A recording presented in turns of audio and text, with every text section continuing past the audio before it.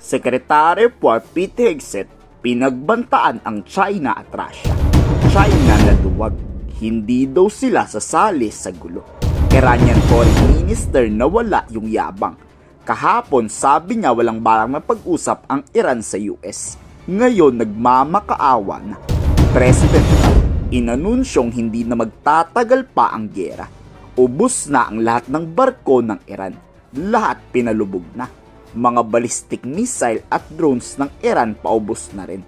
Pati manufacturing facilities o pagawaan ng missile at drones binomba na ng US.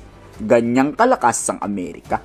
Kaya takot ang China makigulo sa giyera. Wiped out their Navy, 44 ships. We've wiped out their Air Force, every plane. We've wiped out most of their missiles. You see, the missiles aren't coming much anymore. We've also hit their manufacturing areas where they make the missiles very hard. Their drone capacity is way down. And we've hurt them where it hurts. May direktang involvement na nga ang Russia sa digmaan. Kaso wala daw kwenta yan, sabi na mismo ni Trump. He was asking whether you have indications of whether Russia is supporting Iran somehow in this. No, I haven't had no indication of that whatsoever.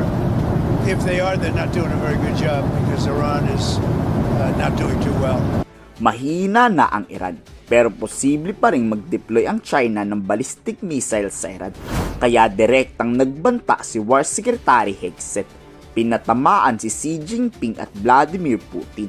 Kada galaw ng Iran alam ng US. Kaya kung sino mang magbabalak tumulong, madadamay kayo sa giyera. Who's talking to who?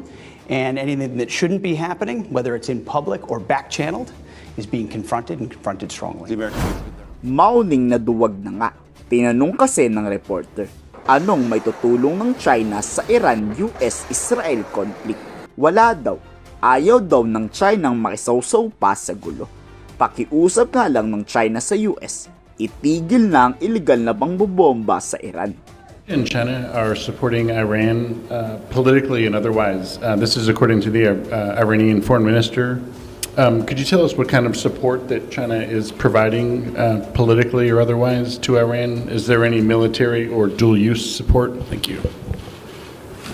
中方反对美国和以色列违反国际法，对伊朗发动军事打击，支持伊朗捍卫主权安全、领土完整和民族尊严，支持伊朗维护自身的正当合法权益。